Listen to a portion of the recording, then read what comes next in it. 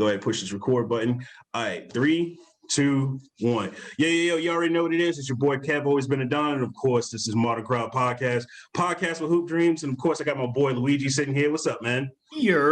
What's up, man? Yo, it's another day, another rain, another great day to be great, baby. Word, of course, I made some money today. In my mind, I didn't make really that much, but it is what it is. But can't go broke making a profit, bro. That's a fact. That's a fact. But today, you already know, we got some special guests here today, man. I'm gonna go ahead and let them introduce themselves, man. Y'all go ahead. All right, officially, it's Red. It's _Red on Instagram. The real _Red. Word. Maul the producer. My name's Jamal, but I go by Maul the producer. It's Maul _ duh. That's DA _ producer, and I spell producer PRO 2 ER. How you so Maul just MAL? Huh? Maul just MAL? Yeah, MALL, 2 L's. MAL. I bet. Word. And of course, 2 L's on Maul and 2 D's on Red. Yeah. All right. Yeah, I'm not creative with my name. You know what I'm saying? I wish I was that creative, but I go simply with my name. You know what I'm saying? Hey, listen, Kelvin, that O that's not included in crowd, that shit is artistic genius. Different. It is. You know what I'm saying? Feel me? I'm trying to tell you. But first of all, I just want to say, man, we got some more Augusta talent here. You already know, because my hometown, man. I want to see my hometown flourish, man. And first of all, I want to let everybody know before they listen to this, these two brothers are super talented, man. And my boy Red here has an album that's coming out. So first of all, before we start anything else, we always ask this one question. How did you get into rapping, man? Man, originally I had been freestyling since like elementary school, just having fun with it. And then in college, I didn't start writing poetry. I started doing my poetry in front of crowds, doing like certain events. And then my boy Maul moved back home and just started rapping about a year ago, bro. Oh, that's what's up. Not even a year. It hasn't even been a year though. I moved back home. I was in school in North Carolina for like 8 years up there. I was in school for 5 years, but I stayed the extra 3 years. So I just moved back home in August. So like we literally just started doing music together in August, like when I moved back home. That's amazing. Wait, what part of North Carolina did you live in? Well, I was in Greensboro. I had went to North Carolina A&T. Oh, okay, cool. Go Aggies. That's what's up, man. Hey, I went to school in North Carolina, so I rep North Carolina hard, bro. That's what's up. And you guys have known each other since you were kids? Elementary school, like kindergarten. Like day one. Yeah, it was really 3 of us had known each other for like real long, and like my other boy, he plays like a part in the background, really. But we've all known each other. Like we've been hanging like elementary, middle school, high school. Like we all went to the same school. It helps with elementary, helps with middle, and helps with high. Heads of a high school. That's what I'm talking about. Yeah.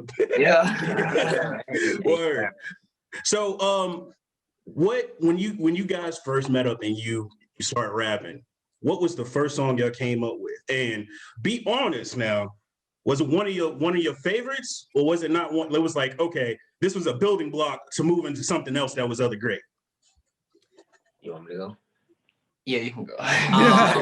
One of the first ones we came up with, because originally, when I knew he was on the way, I had started just like recording freestyles or writing to certain beats he had, right? And I just recorded on Snapchat, boom, and send it to him.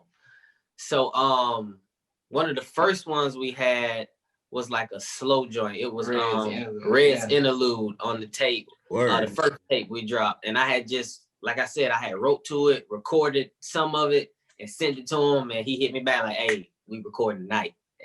Oh, snap. Okay. That's divine right there, bro. Like, we got in there, recorded it, and that was one of the first ones we did. Okay. So, I'm a huge listener for bars. What is one of your favorite artists that you like listening to, like that inspires you to do music? Both of y'all. Okay, I'll let you go. I went on first. Well, I'm very heavily musically influenced. So I mean, I could look at it from like a musical aspect or a lyrical aspect. Like I respect people like, people like J. Cole and Big Crit who do make their own music, or like, got the Mac Millers or people like that. But then a lyrical side, like Kendrick Lamar, like that's one of my favorite, artists. But I mean, I'll be true. I can be biased, but my dog here, man. Hey, hey man, he really special, that, man. That's what's up, bro. Like I love the fact that you're able to say that for real, because there's this weird like conventionality, like this normalcy of not like blowing your friends up. But if your boys got it, bro, you top five, Yeah, yeah, man. That's so true, man. That's so true. But he's special, man. Like he really special. Like, and he don't even see how special he is. We tell him that all the time. We always give him the flowers, man, because he really deserves it. And once people once the right person hears him, that's all he needs. He's really special, man. Now, before you go and say your top five, the first time I ever heard y'all was when Tay actually showed me let me listen to the Christmas song y'all came together with. Yo, I heard that and I put it on one of my vlogs when I went to New Orleans and stuff like that.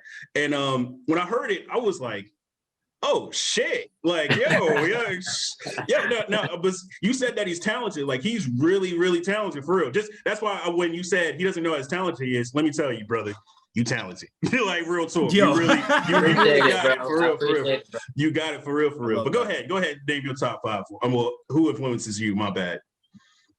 Man, my biggest influence, my favorite rapper of all time is Lil Wayne.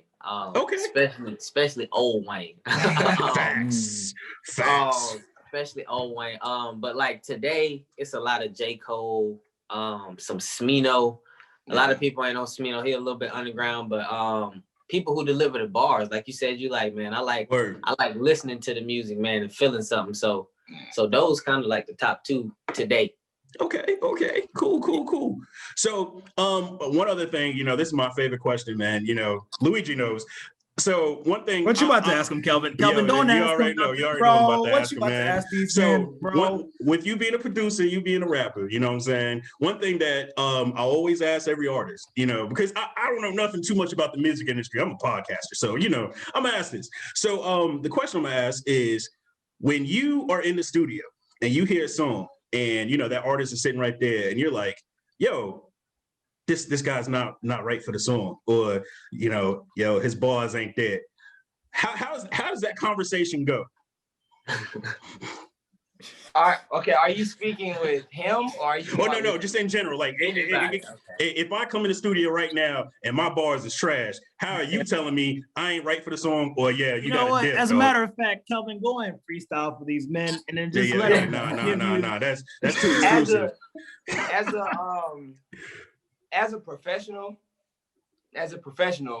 I'm not gonna deny you or deny what you have going on. As an engineer, it's my responsibility to try and build that track or make that track the best track that it can be. Even it doesn't matter who's on it, because at the end of the day, I'm the one that's engineering it. So, I mean, and also at the end of the day, a customer is paying. A paying customer is a paying customer. So I still have to deliver on my behalf, whether it's with him or anybody else.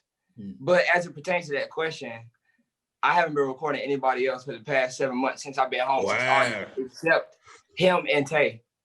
That's what's up. That means you're definitely dedicated to his craft, for sure. Yeah. I'm like, much love. That's how invested I am into him, because I told y'all he's special. And I feel like this is like, he's like another Biggie story, like a bit. Me and him are like like that story, like a Tupac. Like, I'm not comparing him to them, but I'm saying his story is. We hear you. We hear what you're saying.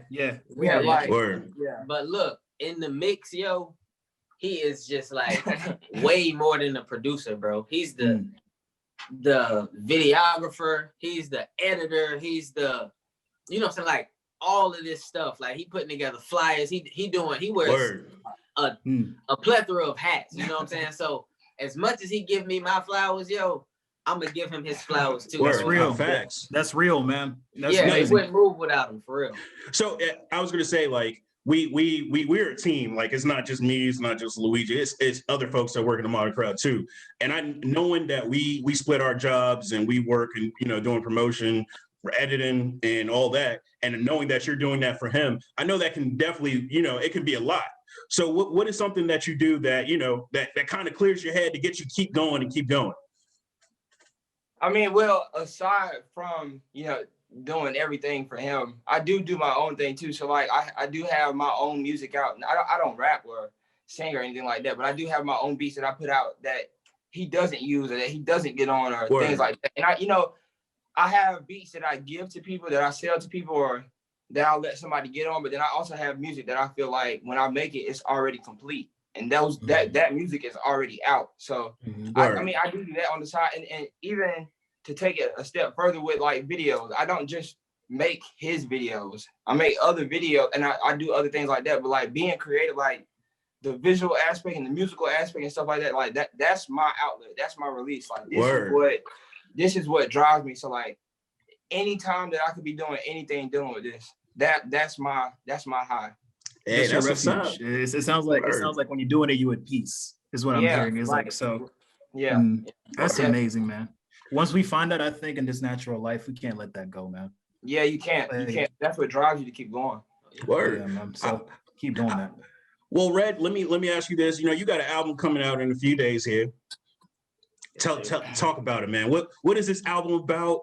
Tell us who you got on there. Like, talk to us, man. Let us know. Give us the inside scoop. We want to know. And don't be crazy humble, bro. Like, we here to let you, talk crazy. Talk crazy. I'm gonna keep it a beat. The project is called No Hook, man. And honestly, I'm super proud of it, bro. Super proud of them all. Super proud of myself. Dez, the mighty Dez. Super proud of him. But as far as features, it's cold style. It's just me on that joint. Okay. All right. It's just me on there. But man, this project's special to me because I feel like it's early in my career. It's early in me in the game. And that first project we put out, it was like, you know what I'm saying? My boy just came home. We both just graduated. We, you know what I'm saying? We was scrambling and making stuff, but we actually got a chance to take our time and create something and draw out ideas. And so this project right here is like a showcase of my rhyming ability, man. Really. Okay. The lyricism. Yeah. Like there's no hook is self-explanatory. There's no hooks. Right. There's 9 tracks with no hooks. There's plenty of people out here who got songs called No Hook. Mulatto got a song called No Hook, and no shots being thrown, but we got 9 tracks with no hook. None. This is him showcasing. So this is literally him.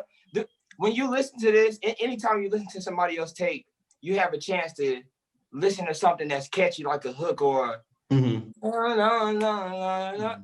is none of that. So you are forced to pay attention to the musicality and the lyricism on this project, which is definitely delivered in this project. Word. That's what's up. Yo, let me ask you this, man, because I know lyricism is big in storytelling. So can you take us slightly through the journey you take us through that album? Like what picture you painting for us? Like what life you taking us through? Man, I draw from real life events. So you'll hear me talk about college, you'll hear me talk about my daughter, family, you'll hear me talk about family a lot. Family is a lot of reference to your brother, my lady, daughter. My brother, like anybody close to me. You're gonna hear me say my name a lot, the whole tape. You know what I'm saying? So like I keep it close knit, man. Or even Homecoming King. Homecoming King, yeah. Explain that. It's a track on there called Homecoming King about one of my boys who got locked down like shortly after we got out of high school, and I had a conversation with him. Right after I had the conversation, I was just inspired to write and boom, you know what I'm saying? I just wrote something on that and carried from there. So it's just literally the shit I'm going through now, the shit I've been through, and the people that's around me. You know what I'm saying? That's literally it. That's amazing, man. So you're blessing us with your pain. Yes, sir. The thing is, I feel like what makes him different as an artist is like everything that he talks about, he's literally going through, and anybody else can relate to it. It's like sort of like a Drake, where Drake makes good music because anybody that listens to his music can relate to some point in time in their life they were going through what he's talking about in that music. Yeah. So it's like he's not talking about any hardcore stuff, or he's giving you real what we call it is poetic rap. Right. Because he's delivering something real to you. It's not nothing flashy. It's not nothing about money, nothing about car. He's giving you real rap, real hip hop, true, real. Like we're bringing hip hop back. Like it's different. It's different. I can say that it's different. It's very different. Very Would different. you go as far as saying? Would you go as far as saying this album's like a movement more so than just a piece of art?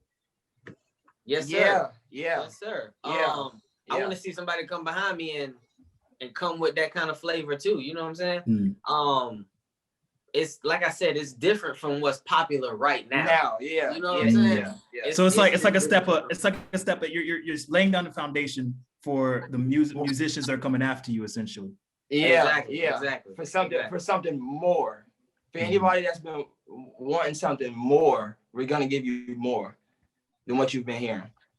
Word. So, what with you saying that you're doing poetic rapping?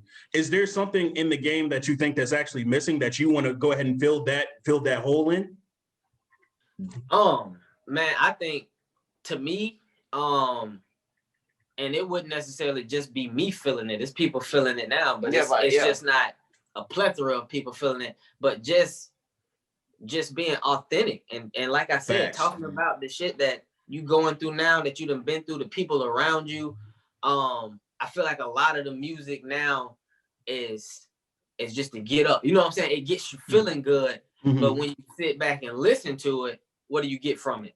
Or when you dissect it, you know what I'm saying? So if it's something that was missing, I would say it's just the storytelling, the Tribe Called Quest type, you know what I'm saying? The Biggie type tracks.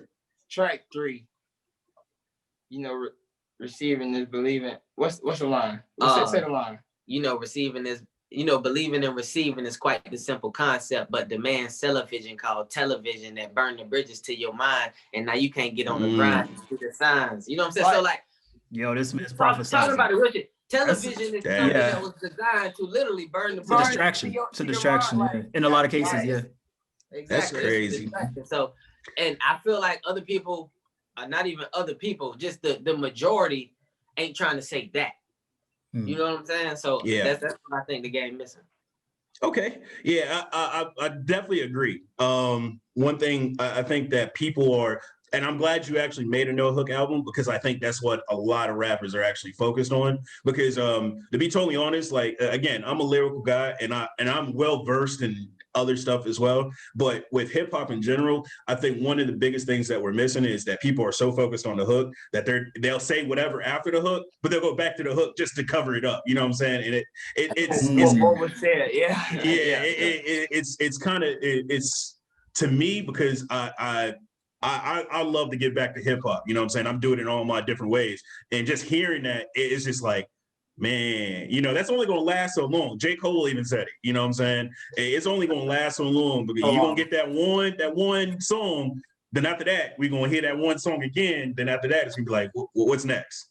You know what I'm saying? So that makes a lot of sense. And again, from me, I appreciate you for doing that and speaking for hip hop.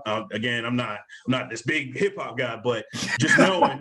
Thank you for speaking for hip hop. You know what I'm saying? I'm speaking for hip hop. That's what we want. I when I'm on iTunes or listen to the radio and stuff like that, I want to hear somebody's story that makes me be like, you know what, bro? I can do that too. You know what I'm saying? You know what I'm saying? So and again, I've listened to a lot of previous songs before, and I'm just like, yo, this dude Red's different, boy. This dude Red's different. So, what are some things before you go into the studio and you rap your lyrics? What are some things you do before you get in there? Man, I like to be prepared. So like, I'm definitely going over lyrics.